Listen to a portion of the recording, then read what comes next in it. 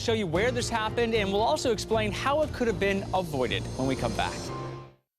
Critics blasting Tuesday's election results, which they say now means liberal radicals will be running America's three largest cities, New York, Los Angeles, and Chicago. And with a socialist Democrat about to take the reins in the Big Apple, economists say it's the beginning of the end for New York City, with a mass exodus ahead for America's financial hub. And joining us now to discuss is former Trump White House economic advisor Steve Moore. Good morning to you, Steve. Now, you say the exodus of talent and capital leaving New York City is just going to accelerate. It's going to be so bad. It's going to be Wall Street now finding a new home in Texas. We know socialism and communism have never worked, but perhaps Mamdani's generation not so familiar with history like you and I are, you know? I mean, because it worked so well for Fidel Castro, as we know.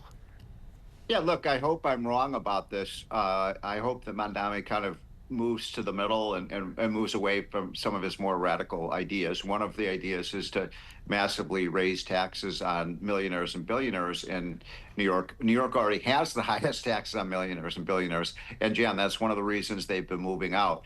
As you may or may not know, I worked in New York City for a number of years when I was working at the Wall Street Journal. And, you know, that was when Rudy Giuliani was mayor. And you could see just the improvement of common sense. He cut taxes. He got rid of the criminals. He got, homeless people off the streets. He got rid of graffiti, all of the kind of things that makes a city work. And I could see day after day and week after week the improvement in the city. And I don't want to see all those kind of policies reversed. And it's almost like Mamdani wants to be Giuliani in reverse, and that would be really a setback for the city. But, you know, when you say about people leaving New York City now, they've been leaving, as you know. And in fact, over the last 10 years, New York State has lost 2.5 million people, most of them leaving New York City. So, look, this is our empire city. It's the most important city in America. It has 8 million residents. I wish the best for the city. I hope that New York City survives this, and I don't want to see its decline, but I'm not optimistic right now. Well, they have been leaving for various reasons, obviously. Now, though, don't you think it's going to get to a point where it's just not even affordable? You can't even afford to live there with some of these policies that he wants to enact.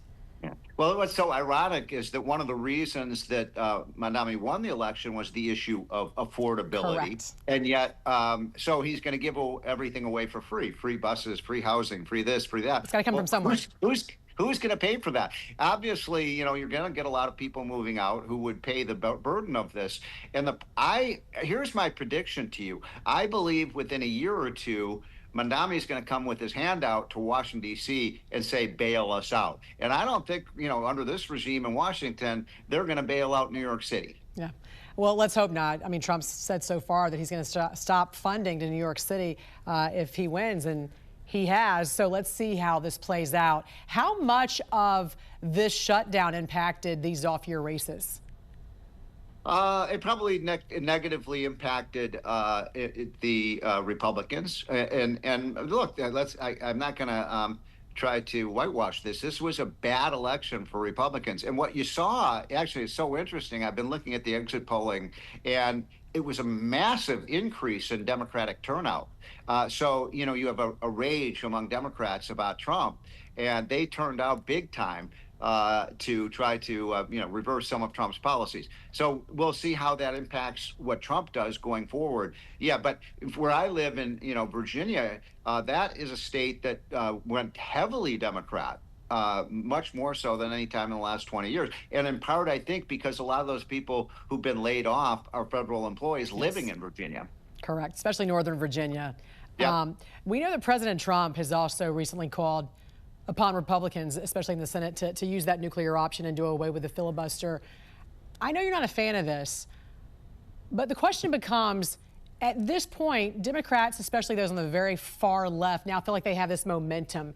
It might not even be enough now to try to negotiate on these, health care subsidies, the Obamacare subsidies at this point. They might try something even more radical. At what point do you have to get rid of the filibuster? I'm very opposed to getting rid of the filibuster. That's the 60-vote rule to pass things through the Senate, and it's a really important to the way system of government that you protect the rights of the minority. But I want to attach this to something you were just talking about earlier on the show about these exploding healthcare costs. I mean, I've been talking to people who've just gotten their healthcare bills for next year, and they're saying that in some cases 20, 25, 30% increases next year. And why is this happening? I want people to understand this very clearly. It's because it's been happening ever since we passed Obamacare.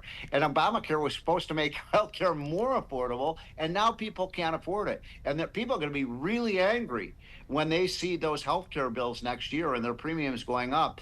As I said, sometimes 20, 30, even 40%. Can you explain this? How are people going to afford that? Yeah, can you explain this? Let's talk about Obamacare very quickly, because Medicare and these expanded subsidies, because taxpayers now cover, what, 87% of all premiums, I read? Yes. So that's a massive increase from 2018, from 77% according to this chart. Yeah, this is an important point. That, first of all, the people who are lobbying the hardest in Washington to expand the Obamacare subsidies are the health insurance companies. They're the people who've gotten rich off of Obamacare, because basically all that money is just flowing right into their coffers. And now, the Obamacare subsidies are paying 80% of people, even though the government is paying a large part of the premiums, they're still going up on people. So you couldn't invent a system that is worse. My own attitude is people should have catastrophic health insurance, and then you have much lower premiums, and people would pay more out of pocket.